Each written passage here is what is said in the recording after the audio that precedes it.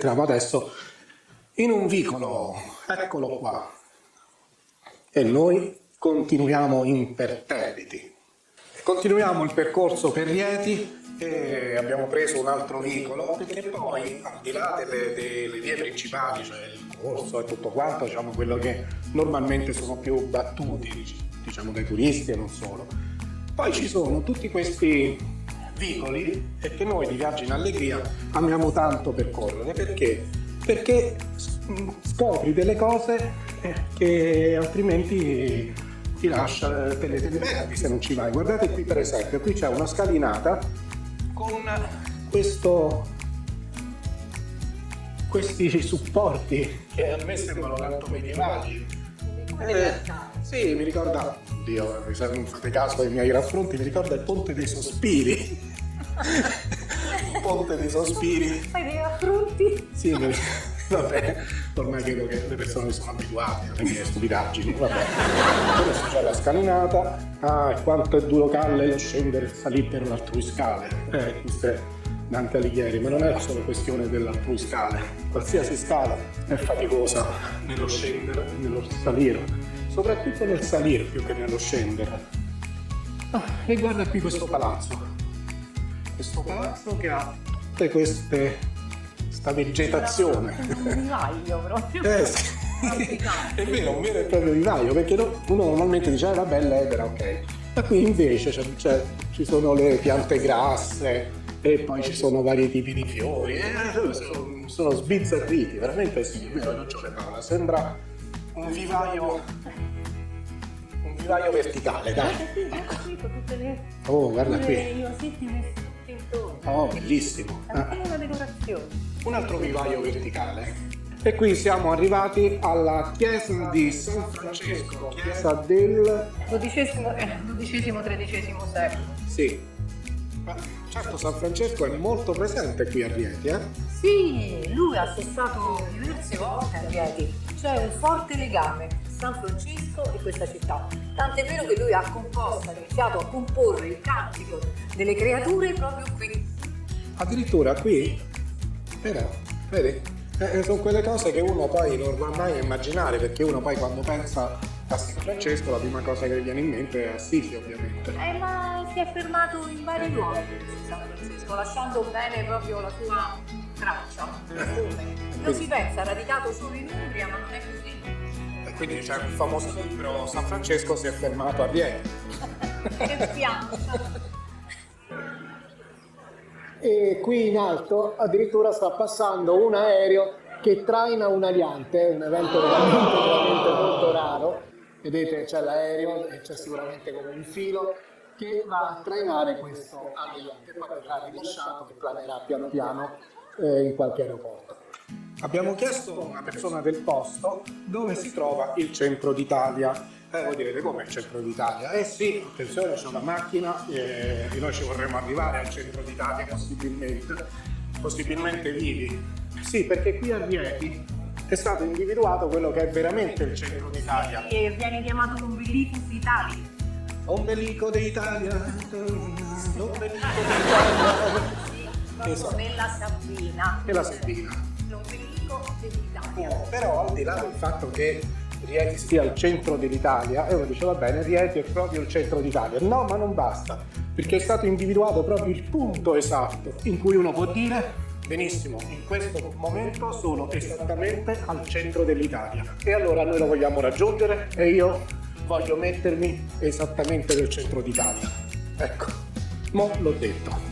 Abbiamo seguito le istruzioni di questa gentildonna di Rieti, la quale ci ha indicato di riprendere il corso principale e fare pochi metri e svoltare al primo vicolo, che è questo, e che adesso vi stiamo percorrendo. Qui dovremmo arrivare alla chiesa di San Rufo e al famoso centro d'Italia. Umbelicus Italia.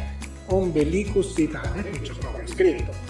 Ecco qua, non solo c'è scritto Ma in tutte le lingue. in tutte le lingue, possiamo riconoscerne alcune, sicuramente non quei caratteri. E sai chi è che l'ha individuato per primo? Sì? Lo scrittore latino Marco Terenzio Marrone. Guardi Terenzio. Come no, non me lo ricordo, è stato a cena da noi qualche giorno fa, no? Non so quanto mangiava Già però. nei suoi scritti aveva individuato proprio questo, e infatti è un detto in latino, non a caso. Allora, questo è il centro esatto dell'Italia. Eccolo qua, non so se riesco a inquadrarlo, ci provo. Eccolo qui. Questo è il centro dell'Italia. Come vedete c'è una piattaforma con sopra raffigurata l'Italia, e se uno si mettesse lì in mezzo, e io sono fortemente tentato di andare lì in mezzo, e forse lo farò, magari mi beccherò anche una multa, però io vorrei stare proprio nel punto esatto del centro. Già sto in mezzo alle scatole a tanti, però vorrei stare proprio al centro dell'Italia. Non vedo segnali di divieto che dicono non salire, non toccare, non guardare, non c'è scritto, e allora io ci salgo. Ecco qua, sono nel centro d'Italia. Wow!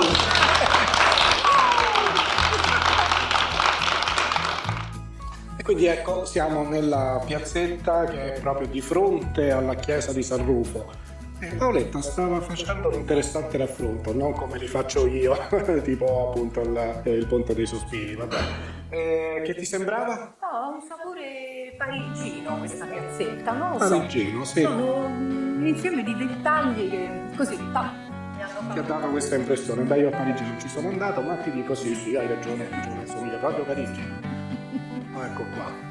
Indosso la mascherina e provo a fare delle riprese all'interno della chiesa. A dopo.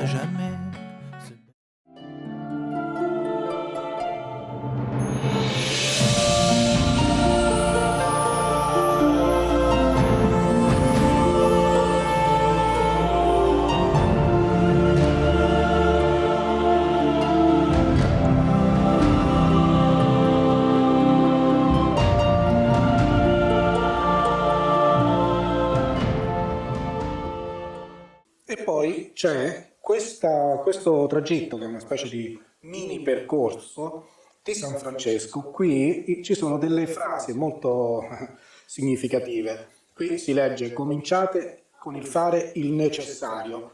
Arrivati più avanti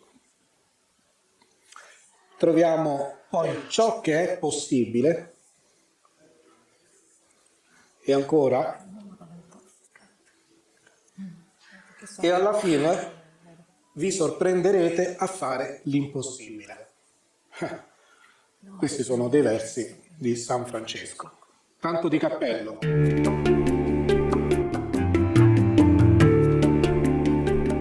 A una quindicina di chilometri da Lieti c'è Greccio, un altro bellissimo borgo. E stavo dicendo con Paola, questo è un altro posto dove si è recato San Francesco. Perché almeno era la mia opinione, uno dice, sai, San Francesco è di Assisi, siamo nel 1200, dove vuoi che vada se non ad Assisi? E invece no, perché poi si muoveva tantissimo, perché a parte Assisi poi ovviamente è andato a Gubbio, che è là vicino, ma siamo stati a Subiaco ed è stato anche lì, e adesso siamo stati a Rieti, anche lì, e infine anche qui a Greccio. È un santo che ha veramente camminato tantissimo.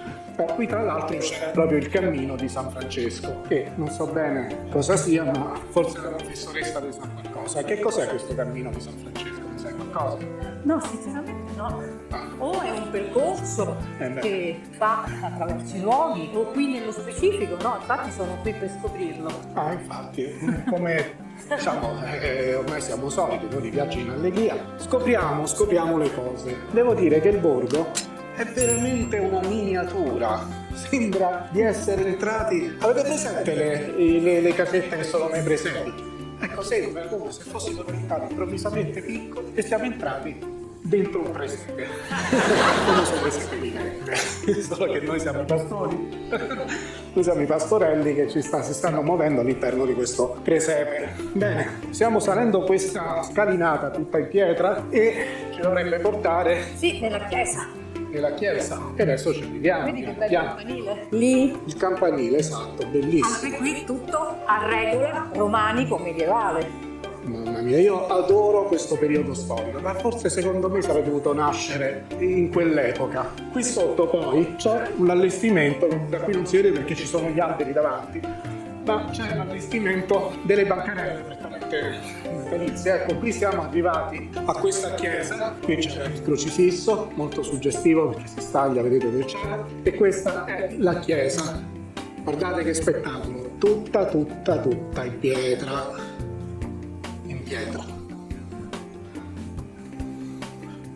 Adesso entriamo dentro, ovviamente non parlerò rispetto alla sacralità del posto.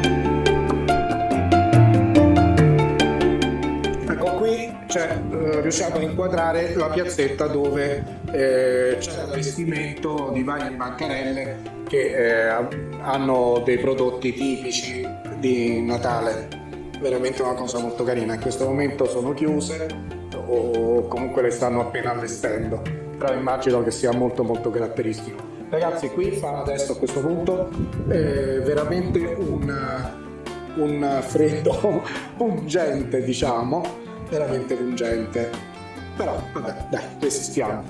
Dico, qui, Sì, in questo borgo, sì, è stato proprio San Francesco a creare, proprio a inventare il primo presepe, in collaborazione con il messer, il signore, diciamo, del posto.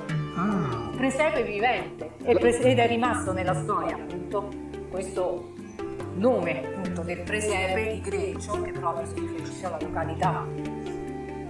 Molto interessante, quindi è stato fatto il primo presepe qui, Sì, e l'ha portato proprio San Francesco. esatto. Certo, San Francesco non smette di stupirmi.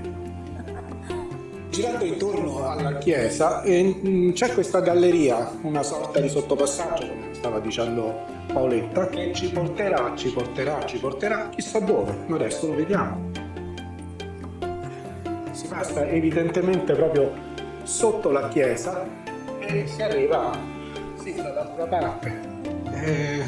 Veramente, ragazzi, la sensazione che si ha, non voglio ripetermi, ma è proprio quella di camminare in un presepe, veramente suggestivo, devo dire. E poi c'è una bellissima panoramica che ci fa vedere in lontananza tutti i vari paesi limitrofi. La giornata oggi è molto bella, dicevo, siamo a circa 700 metri d'altezza, quindi fa un po' freddino, però ne vale la pena, perché quello che riusciamo a vedere è veramente fantastico. È fantastico, esatto. Qui Non ci sono le montagne, appunto, reatine.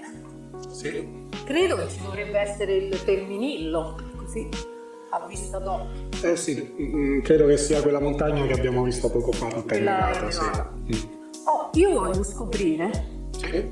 il santuario, cioè il santuario proprio di San Francesco. Ah, lo vuoi scoprire? Ma io credo che l'abbiamo già scoperto, non penso. No? Sì. Non credo che stavano aspettando a te per scoprirlo, no? Tutti quanti dice, ma che cos'è quella cosa? Ma non lo so, che cos'è quella costruzione? Ma non lo so. È arrivata Paola, ma dai, su, lo dico io cos'è. Anzi, vi dirò di più, questo posto lo chiamerò da oggi poi Greccio. E vabbè, ma scherziamo perché Perché viaggio d'allegria. Andiamo avanti. Ma che c'è? Dove? Di là? Preso. Vediamo. No, perché ho visto una cosa. Ok, io mi sto avviando da una parte, ma poi hanno tirato la mia attenzione da questa parte. In effetti merita, perché c'è... Mamma mia, quanto è bello! Guardate, c'è... Vabbè, a parte questa panchina che è chiusa all'interno di questa... ma potrebbe essere... credo delle mura antiche, di cui è rimasto soltanto questa specie di cappellina dove all'interno hanno inserito una panchina. Sì, devono essere i resti di sicuramente cosa. Sì, E poi di qua c'è un percorso che credo ci porti fuori dal paese. Sì, fuori dal paese sicuramente. E quindi non so se conviene adesso andarlo a percorrere. Forse ritorniamo indietro. Tra l'altro è via del forno, quindi probabilmente qui una volta c'era un fornaio.